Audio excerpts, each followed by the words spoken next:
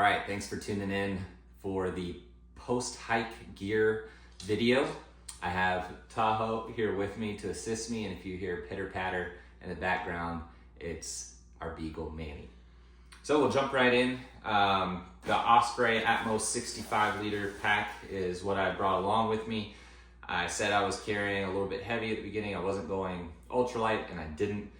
I had my Chicken Tramper water bottle holder that actually it didn't break, but I just tied a knot to hold it. It seemed to wiggle around a little less when I did that. I had my Gossamer Gear phone case, and then in there I had a Chicken Tramper wallet with a thermometer. I had a pocket knife, and I usually carried my hand sanitizer in there as well, and then the Garmin SOS, which I communicated quite a bit with Mrs. Rabbit through. I did not track any of my locations, my hikes. I didn't do that, and I didn't do the weather report through that either, which apparently you can do. I usually got about 5 days worth of charge out of that. If I was conservative, I could have gotten more, just depended on how much I used it, which was dependent on how well cell service I had.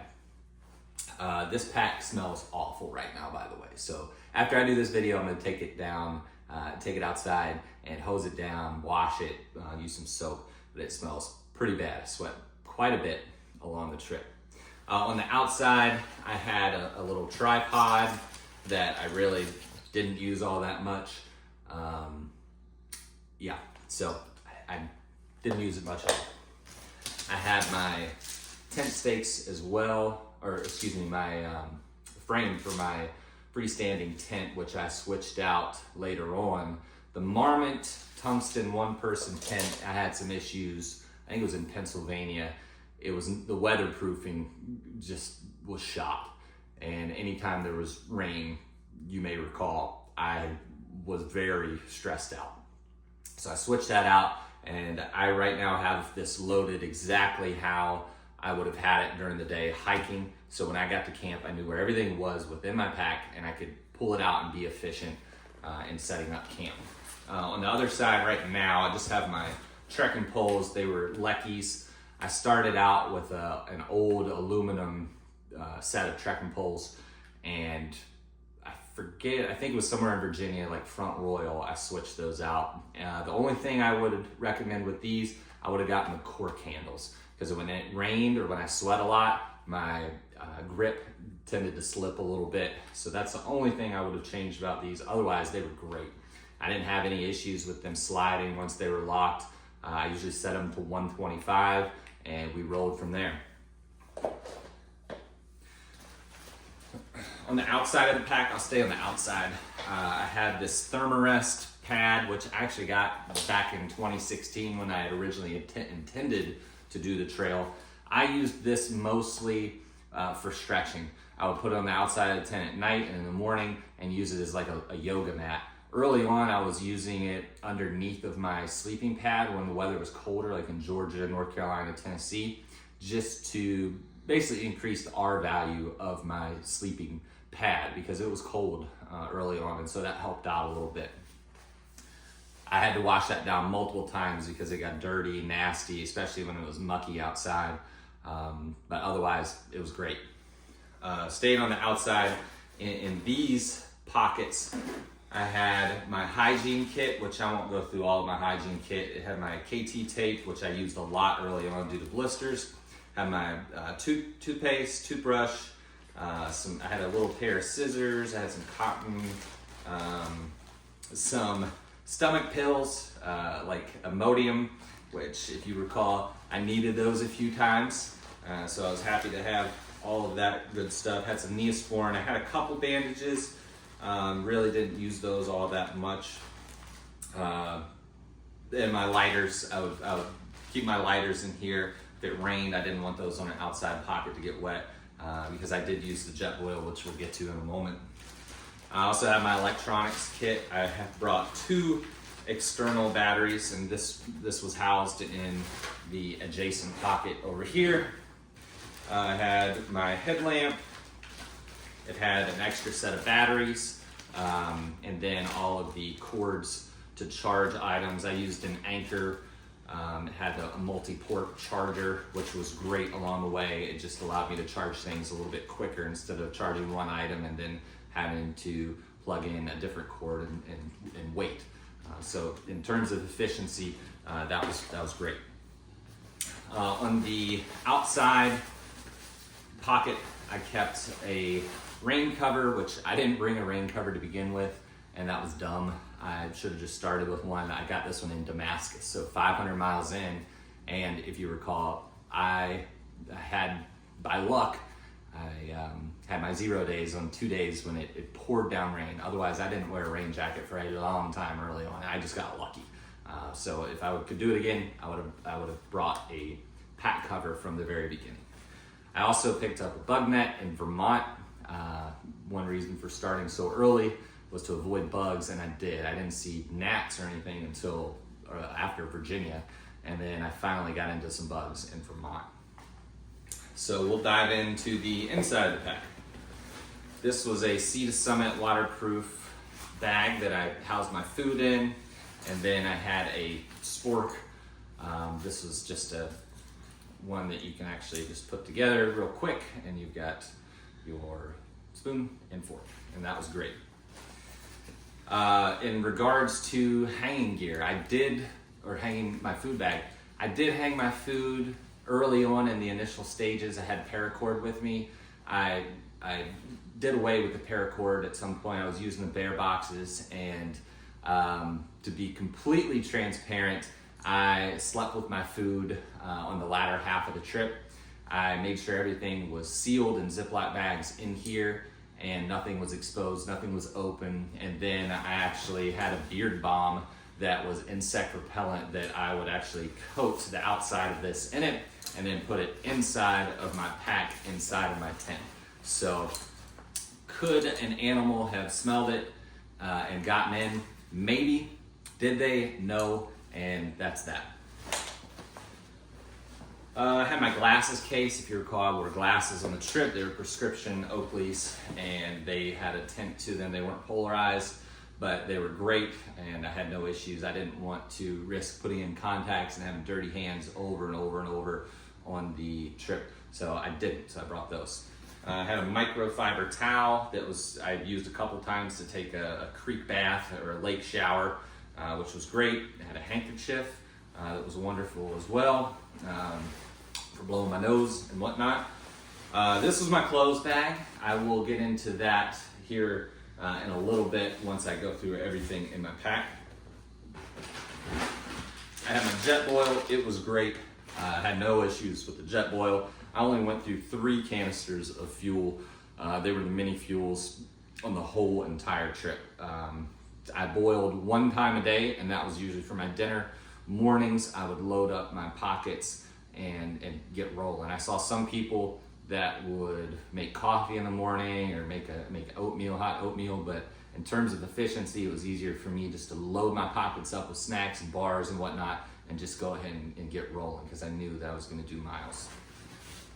My sleeping pillow, I started with a Trekology, and then in Boiling Springs, Pennsylvania, I purchased the Big Agnes Campmeister, I think is what it is. It was fine. I like to sleep a little bit more propped up, and I would usually use my clothing bag as the main pillow behind my head and use this either in between my knees because I was a side sleeper. So that's usually what I use that for. The sleeping pad I used was the Big Agnes Aircore. It was fine, no issues, no leaks or anything. The only thing that I wish I would have thought of at the beginning, I did not get the flex tail pump that basically you plug it in and it inflates it for you. Instead, I used my air. It took like 35 breaths at least to pump this up. And with that, there's mold on the inside of the sleeping pad, which once it's there, and it's kind of toast now. Could I continue to use it? Sure. But yeah, I wish I would have thought about that at the beginning. But it was fine. I had my tent stakes. Somebody asked me what my favorite knot to tie to stake down my tent was, I really didn't tie any knots for it because it was a freestanding tent. And usually I would pop it up and put all my stuff on the inside, therefore it was a little bit heavier, and then I'd put my rain fly on and I'd stake my rain fly. So that's usually what I did. Had no issues with, well, a couple of them broke, like when I was pounding them down onto a rock, but I had enough to make it through and didn't have to replenish those at all. Sleeping bag, I thought I was going to switch this out at some point. I started and finished with the REI Magma 15. This sleeping bag was great. Other than being a little bit bulkier than maybe some other sleeping bags, it was wonderful. It's down. It had one little hole in it early on. I put duct tape on it and it stopped some of the feathers from popping out, and that duct tape lasted the rest of the trip, and that was about halfway through. So I really enjoyed this. There were some cold days in Vermont in the whites. If it was warmer towards the end in Maine, I would just kind of use it as a blanket. I would unzip the whole thing, just use it as a blanket and just cover whatever was cold on me, which was usually my lower half, and just sleep with a t-shirt or my pullover on. So that was a great sleeping bag. I really enjoyed that. And then lastly, jammed in at the bottom in no real fashion was the rain cover and my actual tent itself, which I switched out. This was a nature hike, outdoors, 2-person tent, relatively inexpensive, but it was water resistant and waterproof, and that was why I had it, because I switched it out where did I switch that out? Maybe it was Manchester, Vermont, somewhere around there. So I probably waited a little bit too long to switch it out, but much needed at that point. And then I had a journal that I carried along.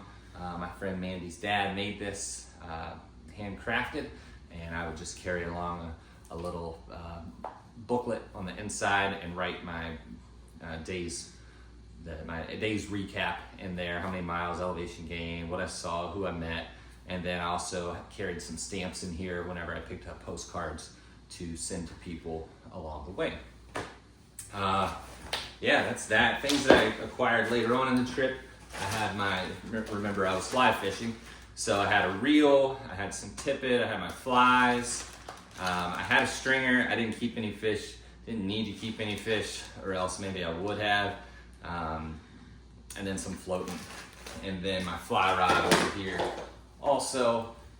And then let's go ahead and jump into the clothes. I had a Marmot Precip rain jacket, which was fine. It's lightweight, that's the main reason I brought it. There were some days where it was raining hard and I was wet. You're gonna get wet if you go on a through hike, and you just have to accept that. The sealskin socks, they were great. Couldn't recommend them enough. I do think they reach a saturation point, especially if you get into a creek and it goes up and over them. I mean, you're gonna get wet, and that's all there is to it. I picked up this shirt in Manchester, Vermont, with Mrs. Rabbit, and I wore that. The only thing with this one, when I sweat, and if you had your pack on, it stayed wet, whereas when I had the merino wool items, sometimes if you had a little breeze blowing, it would actually dry out while you were wearing it with your pack on your back, which was very nice. I had my Injinji socks. I had 2 pairs of these along the way. I did have to, I switched out. I bought new ones because the other ones just started to reek so bad. And these were great. They were wonderful. Would recommend those. I had a pair of Outdoor Vitals thermals. These are, I think it was 4 ounces maybe, if that, and they're micro-lined. I enjoyed these. I kept these the whole way, and mostly was because the bugs later on, like the mosquitoes, I would wear these even on a warm day and not get too hot, and it would eliminate some of the bug bites that I got instead of just coating myself in deep. I kept this the whole time as well because, again, it did get cold in the whites, and sometimes later in the trip. This was the Outdoor Vitals puffy. I I don't know the exact model, but it was great. It was wonderful. Didn't have any issues with this. Yeah, it got a little bit wet sometimes, but it dried out very quickly. I hiked with 2 pairs of Darn Tough socks. If one pair got wet, I could switch to the other and then dry them out later on. There was one day in Vermont where I woke up, it was 38 degrees, both my pairs of socks were wet, and you just got to put them on and go with it. And it was cold, and you rub your feet and toes together and make sure that you still had feeling and movement, and you just go with it.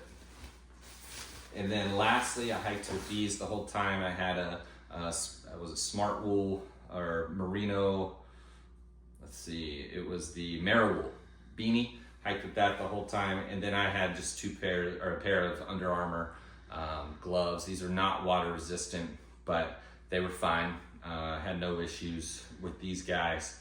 They did their job, and I went the whole way with them in my bag. Did I have to? Probably not later on, but I did. Some items that didn't make it home or make it the whole way of the trip. It was a Mountain Hardwear pullover. It was great early on, but then I just had no use for it later on. Also had a microfiber towel that I started with. I realized I wasn't using it about halfway through, and sent that with Mrs. Rabbit as well. And then some items, I don't think I wore these one time. I had an extra pair of leggings that I started with. They didn't make it, I think, past Hot Springs at mile 275. I realized I'm not using these. These are taking up space. Let's send them home. And then the same thing. I had a turtleneck underlayer that I wasn't using, so it went home. Other than that, I think that's all I got. And I'm happy with the gear that I had. Could I have gone lighter? Absolutely. Would I have spent more money on that? Absolutely. So that was one of the reasons that I didn't go any lighter or switch different gear. I went with what I had, and didn't have to put down too much money to get the trip up and rolling. Just went with what I had. So that's all I got. Thanks, guys. Have a good day. A couple things that I forgot. My camp shoes. I wore a pair of Tevas. These were great around camp. Sometimes I wish they would have had a back strap because they did slide off from time to time. On rainy days, if I was wearing socks, I was trying to stay dry, maybe before I got rolling for the day. That's the only thing I wish that I would have gotten some that had a back strap. The shoes, these are actually the original shoes that I started in.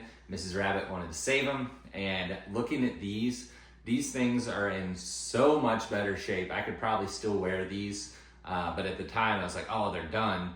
But compared to the pair that I finished in, these are in way better shape. So I'm gonna keep them, and I might continue to wear them at least a little bit longer.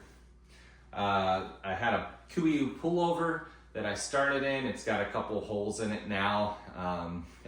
Just based on walking 2,200 miles to the woods, I snagged a couple branches. I'm gonna keep it and just kind of wear it as a beater pullover.